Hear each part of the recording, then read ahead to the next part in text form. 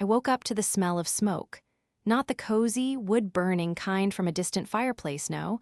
This was acrid, chemical-laced, and wrong. I bolted upright, heart pounding, and yanked the curtain aside. Flames flickered against the night sky, illuminating the far end of my property. My fence. My fence was on fire. I threw on boots and ran outside, grabbing the garden hose on the way. The fire was concentrated on the wooden posts lining my property, the ones marking the clear divide between my land and the HOA-controlled neighborhood beyond. I turned on the hose, dousing the flames as best I could, but the damage was done. Charred, blackened wood crumbled at my touch. And that's when I saw the real kicker: faint tire tracks leading away from the scene. Someone had done this on purpose. A slow, simmering rage built in my chest as I turned toward the neighborhood beyond the fence. Those self-important, power-hungry HOA board members had been harassing me for months, trying to force me into joining their little dictatorship. They didn't like that my property sat right at the only road access into their pristine, overpriced community. They'd tried fines, which I ignored, legal threats, which failed, and even sending their lapdog security to intimidate me, which ended with me. But this was desperation. I knew exactly who was behind it: Lucinda Simmons, the self-appointed queen of the HOA, a middle-aged tyrant who thrived on control. She'd been the loudest voice demanding I hand over an easement to the HOA, granting them legal access through my land. I'd refused, of course. My family had owned this property for generations, long before the HOA even existed. Their road cut through my land, and I allowed access out of courtesy, not obligation. Apparently, Lucinda didn't like that. The next morning, I drove straight to the sheriff's office, photos of the burned fence in hand. I wasn't going to let this slide. The sheriff, a grizzled man named Hank Dalton, examined the photos in silence.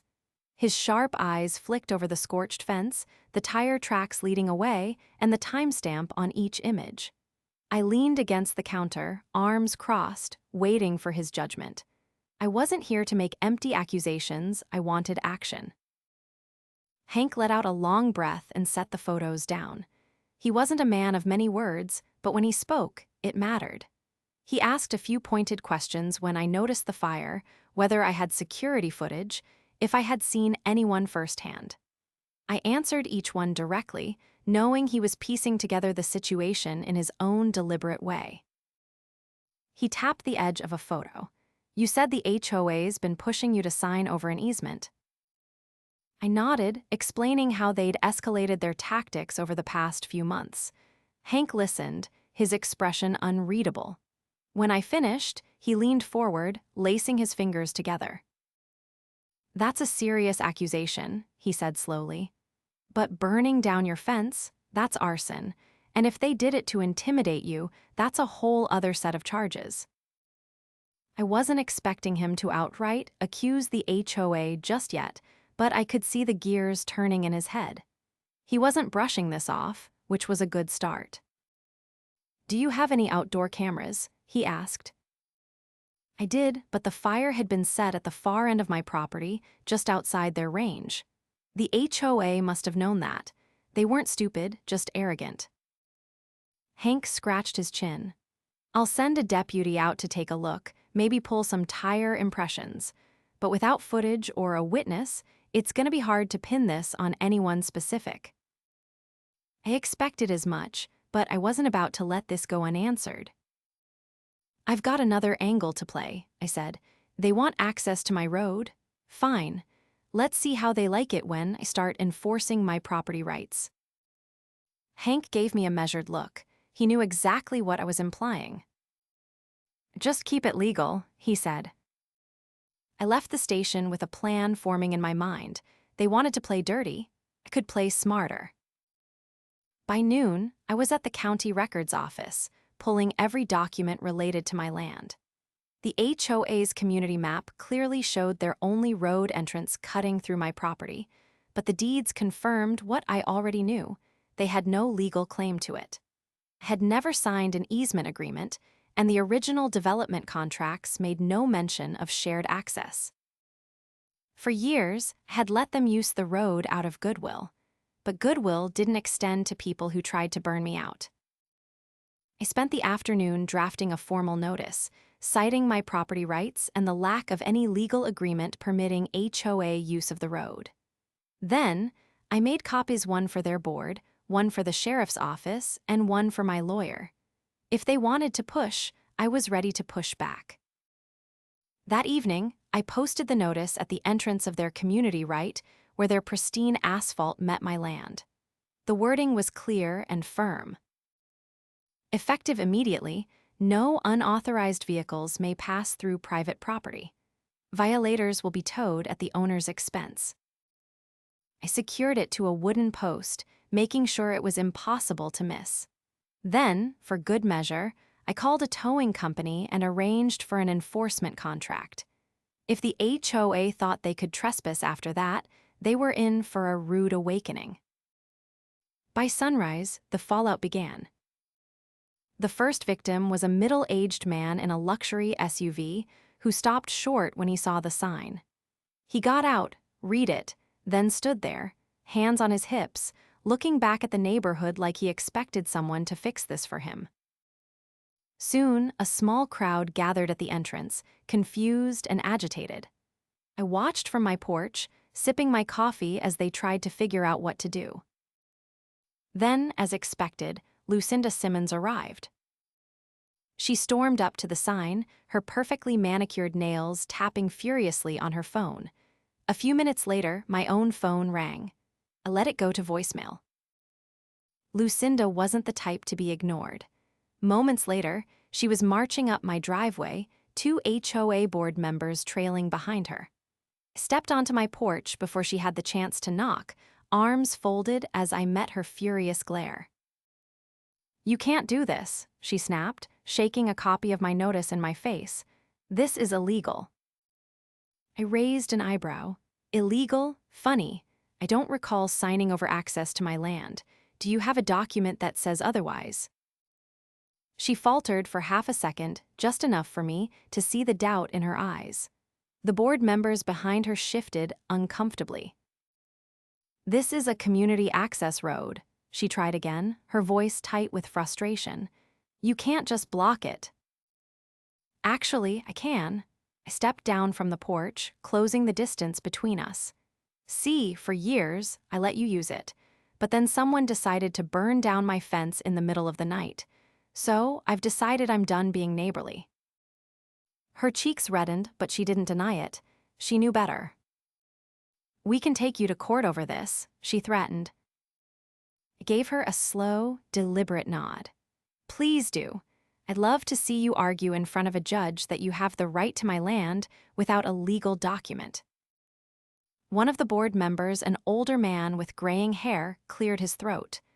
"Maybe we should discuss this reasonably," he said, casting a wary glance at Lucinda. I smiled.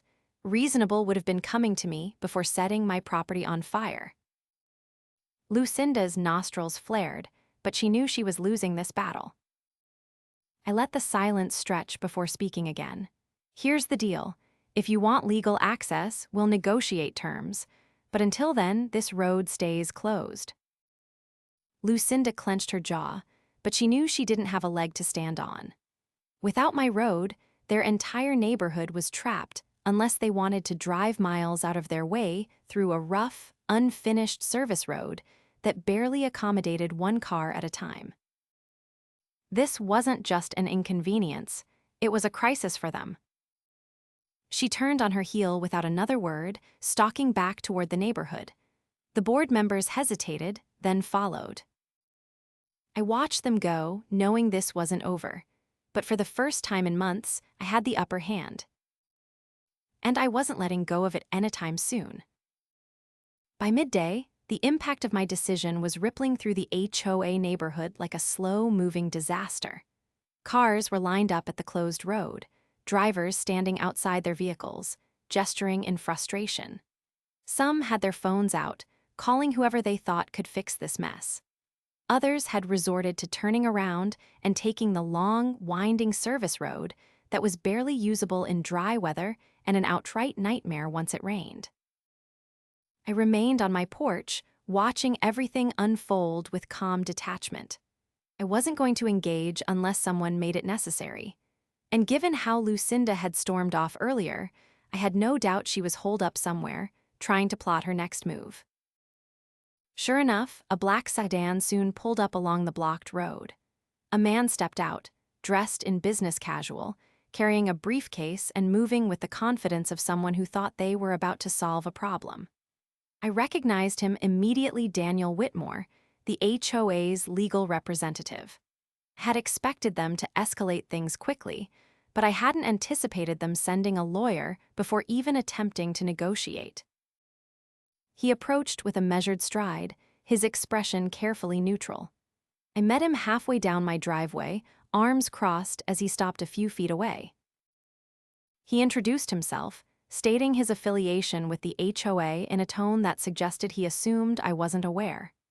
Then, without any pleasantries, he got to the point.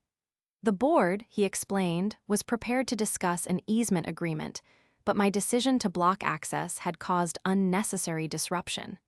He implied, without outright saying it, that my actions could be considered obstructionary and might lead to legal consequences. I let him finish before responding. I pointed out that the road was my private property and that I had never signed any document granting permanent access. I also mentioned that, if anything, the HOA was the one in potential legal trouble, especially given the suspicious fire on my fence just hours before I decided to enforce my property rights. He didn't react outwardly, but his posture shifted slightly, a subtle sign that he hadn't expected me to lay everything out so directly. I made it clear that I wasn't interested in vague discussions. If they wanted to negotiate, they needed to put something concrete on the table. Until then, the road remained closed. Daniel hesitated for only a moment before conceding that the HOA would draft a formal proposal. He assured me they would have something in writing by the next business day. I nodded, signaling that I was open to reviewing whatever they came up with, but I wasn't making any promises. As he left, I knew the HOA wouldn't be satisfied with waiting. They had already proven they were willing to play dirty. By the late afternoon, I noticed an increase in foot traffic near the property line, residents walking along the road's edge, casting wary glances toward my house. Most were just curious, but a few seemed agitated, muttering to each other as they surveyed the situation. I had expected frustration from the community, but I wasn't about to let it change my stance. Then, right before sunset, a deputy's car pulled up. Deputy Cole stepped out, a man I recognized from previous run-ins with the HOA. He was young but capable, and he had the look of someone who would rather be anywhere else. He greeted me with a nod, explaining that he had been sent to check in after receiving several complaints from HOA residents. Apparently, some had claimed I was unlawfully blocking a public road, while others insisted I was deliberately trapping them. I simply handed him the property records I had gathered earlier. He skimmed through the documents, nodding slowly as he read the deed details and the lack of any legal easement. After a moment, he handed them back and sighed. He confirmed what I already knew: I was within my rights. However, he did warn that tensions were rising, and the HOA was likely to escalate things further. I thanked him for stopping by, and he left without any further issue. As night fell, I reinforced the entrance with additional barriers, just in case someone got desperate. The last thing I needed was a resident deciding to take matters into their own hands by forcing their way through. Sure enough, by morning, the situation had reached a boiling point. A group of HOA residents had gathered at the blocked entrance, their frustration turning into open hostility. Some were shouting, demanding action. Others were filming, likely hoping to paint me as the villain in this situation. Then Lucinda arrived. She stepped forward, flanked by several board members. Gone was the barely contained rage from the day before. Instead, she was composed, her expression carefully controlled. She announced, loud enough for everyone to hear, that the HOA had filed an emergency injunction, claiming my actions were causing undue hardship on the community. They were seeking legal intervention to force me to reopen the road. I remained unmoved. I calmly informed her that I had already spoken to legal counsel, and that, given the lack of any established easement, their request was likely to fail. I also mentioned that I had filed an official complaint regarding the arson incident with the sheriff's office. For the first time, I saw a flicker of uncertainty cross her face. I didn't wait for her to respond. Instead, I made it clear that if they wanted to resolve this, they needed to come to the table with something worthwhile. Otherwise, they could continue wasting time and money on a legal battle they were unlikely to win. The crowd murmured, their anger now mixed with unease. Lucinda didn't have a retort ready. Instead, she turned sharply and walked away, her board members scrambling to keep up. As the residents slowly dispersed, I knew the HOA would have no choice but to rethink their approach. They had underestimated me, assuming I would cave under pressure. Instead, I had turned their desperation into leverage. And now, the next move was theirs. The morning after Lucinda's failed power move, I stood at the edge of my property, observing the fallout. The blocked road remained untouched, the sign standing firm. A few residents had gathered nearby, talking in hushed tones, no doubt speculating about what would happen next. Their frustration was palpable, but they weren't my problem. It was the HOA that had made this mess, not me. I turned and headed back toward my house, my mind already working through my next steps. I wasn't about to sit back and wait for the HOA to make their move. The arson attempt had crossed a line, and I had no intention of letting it slide. If they thought they could force me into submission, they were in for another rude awakening. By midday, I was back at the county records office, this time digging even deeper. I requested a full history of zoning changes and property adjustments related to the HOA's development. What I found was even better than I had expected.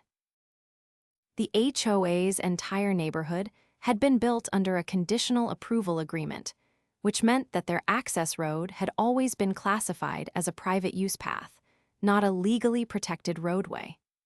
In simpler terms, the county had allowed the development to proceed under the assumption that the HOA would secure proper access, something they had never actually done. I double-checked the records, making sure I wasn't missing anything. If this information held up, it meant the HOA had no legal claim to force my compliance.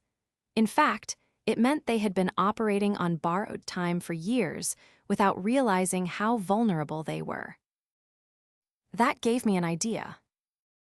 I spent the next few hours drafting an official letter to the county zoning board, detailing the lack of proper road access for the HOA's community. I wasn't just blocking their entrance. I was now challenging the legitimacy of their entire access plan. If the county decided to take action, the HOA wouldn't just be negotiating with me anymore, they'd be dealing with the local government. Satisfied, I mailed the letter and returned home. Didn't have to wait long for the next escalation. That evening, Lucinda arrived again, but this time, she wasn't alone. She had brought an older man with her, one I recognized as one of the original developers of the neighborhood. He was dressed in an expensive suit, his expression unreadable as he stepped onto my property uninvited. I didn't move from my spot near the porch. Lucinda spoke first, her tone clipped but controlled. She introduced the man as Richard Calloway, one of the initial investors in the HOA's development. Richard wasted no time getting to the point. He acknowledged the dispute, but insisted that a resolution was in everyone's best interest. Unlike Lucinda's previous attempts at intimidation, his approach was measured, almost diplomatic. I let him talk, listening carefully as he laid out his argument. He claimed that the HOA had always assumed the access road was a given based on verbal agreements made years ago. But when I pressed him on whether anything had ever been formalized, he hesitated. That was all I needed to confirm my suspicions. I leaned against the porch railing, arms crossed. I told him that assumptions didn't hold up in court, and that if the HOA wanted legal access, they would have to negotiate fairly. Lucinda's patience snapped. She accused me of extorting the community, framing me as the villain causing unnecessary hardship. Richard, however, remained composed. He asked what it would take to settle the matter. That was my opening. I stated my terms clearly. If the HOA wanted an easement, they would have to compensate me for the land usage at market value. Additionally, they would have to take full responsibility for maintenance, repairs, and any future liabilities associated with the road. No vague promises, no handshake deals, everything had to be in a legally binding contract. Lucinda balked at the idea, but Richard didn't dismiss it outright. He said he would discuss it with the board and get back to me. As they left, I knew had planted a seed of doubt in their minds. The HOA had operated under the illusion of control for too long, and now they were realizing just how precarious their situation truly was. But I wasn't done yet. The next morning, I received a call from Deputy Cole. He informed me that the sheriff's office had officially opened an arson investigation into the fire on my fence. They had found partial tire impressions near the burn site, and while they weren't enough to immediately identify a suspect, it was enough to warrant further scrutiny. That was exactly what I needed. I made sure the investigation details reached the HOA board. If Lucinda or anyone else had been involved, the pressure alone would make them nervous. With the legal dispute over the road already in motion, they now had another layer of stress to deal with. By late afternoon, I noticed the first signs of internal division within the HOA. Some residents had started openly questioning the board's decisions, demanding answers about why the road had never been properly secured in the first place. A few even approached me, asking if there was a way to resolve things without the HOA's involvement. I listened, but made no commitments. I wasn't going to be their savior, especially not while Lucinda still held power. As the sun set, I sat on my porch, watching the HOA unravel piece by piece. They had started this fight, believing they could strong-arm me into submission. But now, their own arrogance was turning against them. Lucinda had underestimated me. And by the time she realized just how deep in trouble she was, it would be too late to undo the damage. The first sign that the HOA was cracking under pressure came the next morning. A group of residents had gathered near the blocked road, but unlike before, their frustration wasn't directed at me. They were arguing among themselves, voices rising in heated discussion. Some pointed toward my property, while others gestured toward the HOA offices at the far end of their community. I leaned against my porch railing, watching from a distance. It didn't take much to figure out what was happening. The residents were beginning to realize that their board had failed them. For years, the HOA had operated under the assumption that the road access was guaranteed, but now that illusion had shattered. The longer the road remained closed, the worse their situation became. By noon, my suspicions were confirmed. One of the HOA board members, a man named Greg Milton, arrived at my property alone. Unlike Lucinda's usual aggressive approach, Greg's demeanor was tense but measured. He walked up my driveway, stopping a respectful distance away. Without waiting for pleasantries, he admitted that the board was in turmoil. Residents were furious, businesses that relied on deliveries were struggling, and the alternate route through the service road was proving to be an outright disaster. He didn't waste time trying to intimidate me. Instead, he asked what it would take to resolve things quickly. I had already made my terms clear, but Greg was more willing to listen than Lucinda had ever been. He acknowledged that the board had made mistakes and that the lack of a formal easement had been a critical oversight.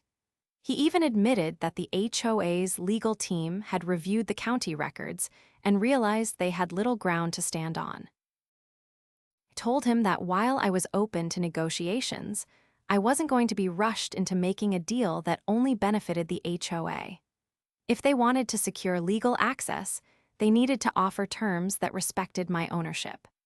That meant full compensation for land usage, written guarantees of road maintenance, and an official acknowledgement of my property rights to prevent future disputes. Greg didn't argue. Instead, he said he would relay my conditions to the rest of the board.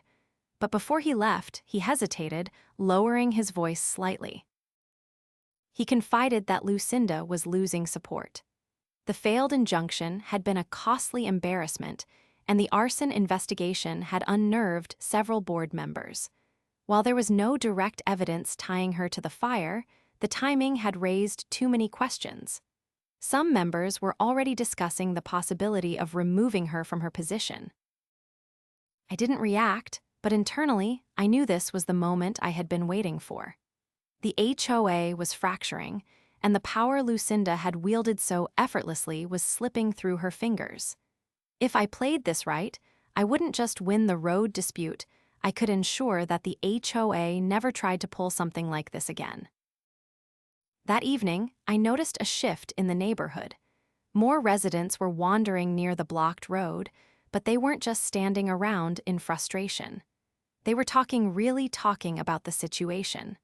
I could see the realization dawning on them that their own leadership had put them in this mess.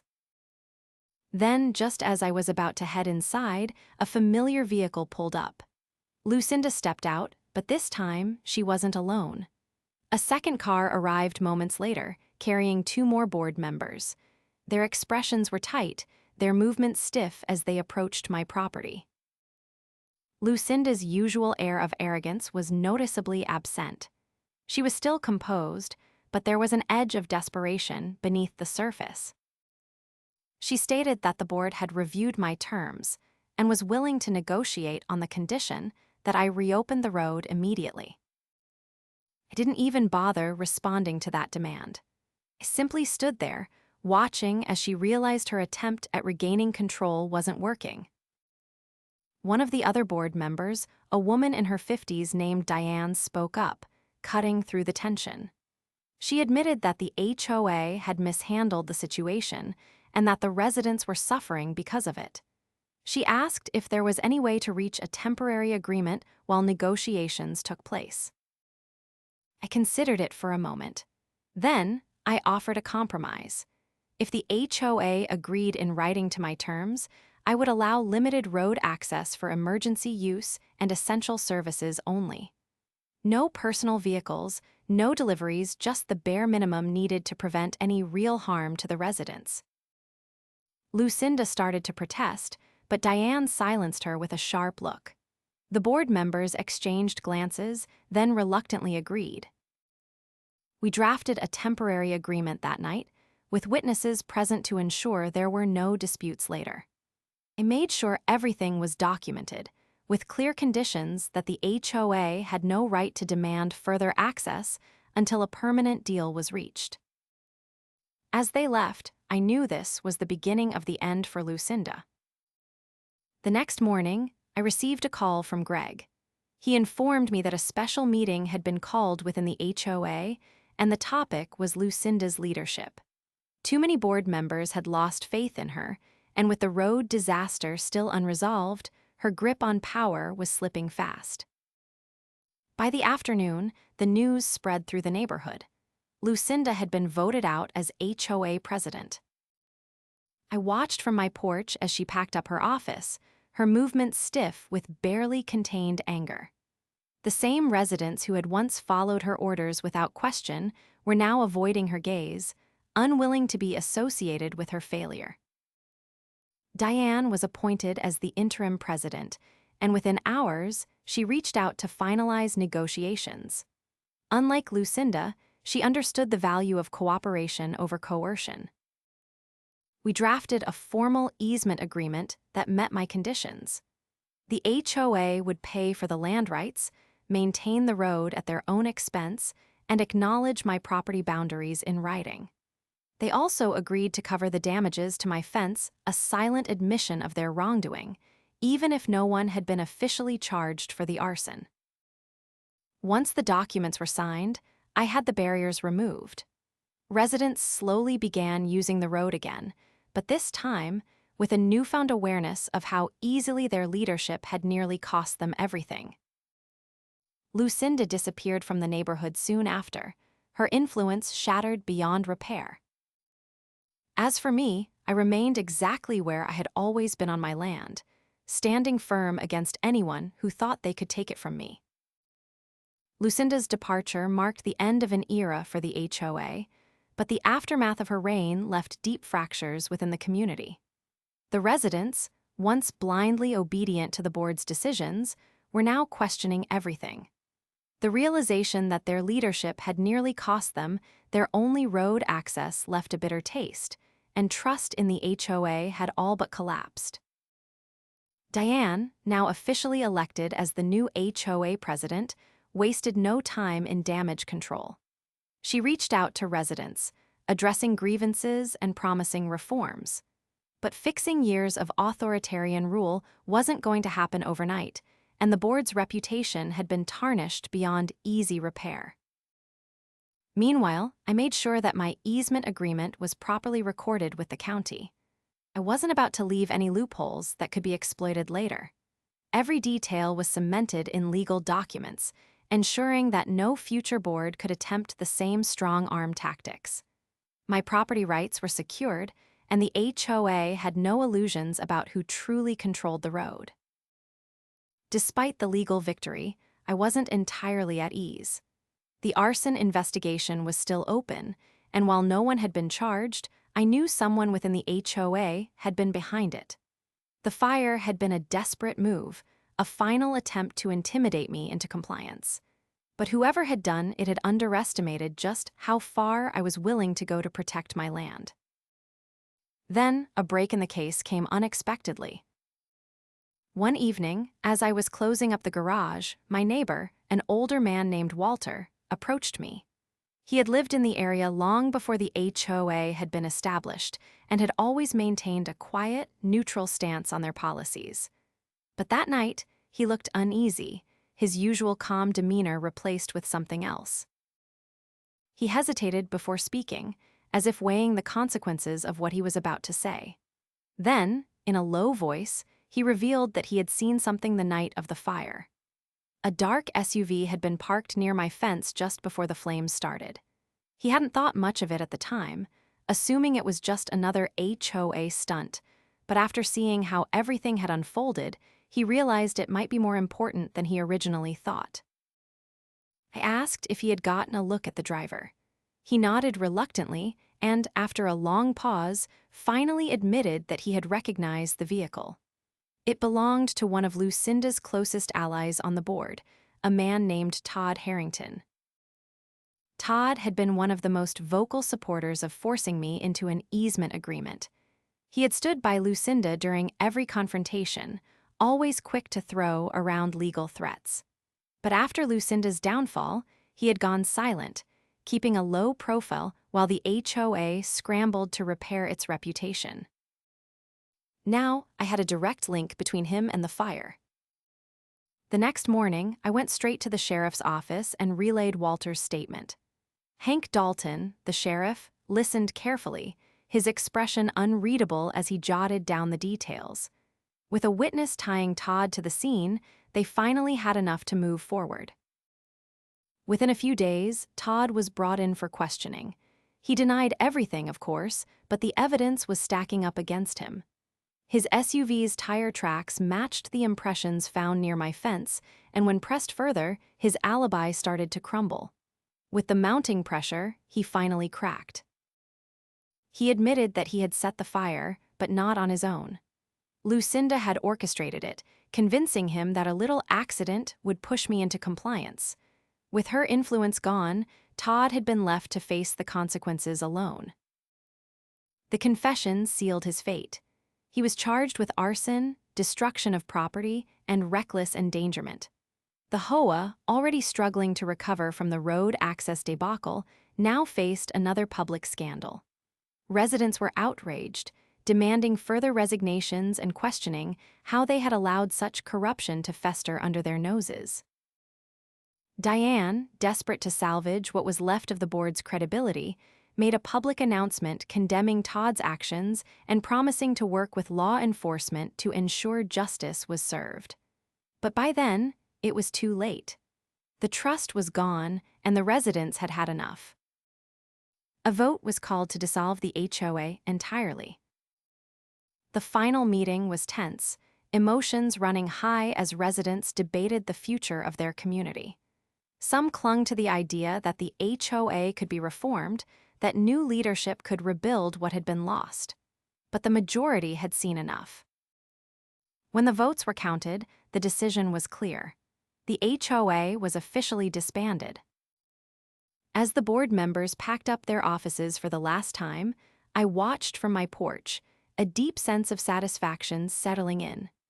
The organization that had tried to control my land, that had gone so far as to commit arson to force my hand, was gone. In the weeks that followed, the neighborhood adjusted to its newfound independence. Without the HOA's restrictive rules, residents began making their own decisions about their properties. Some repainted their homes in colors previously deemed unacceptable. Others tore down fences that had been forced upon them. A few even reached out to thank me, admitting they had never realized how much control the HOA had exerted over them until it was gone. Walter, for his part, remained as quiet and steady as ever, though he seemed relieved that the ordeal was finally over. He still stopped by from time to time, offering a nod of approval whenever he saw me working on my property. As for me, I went back to my life, knowing that my land was truly mine again.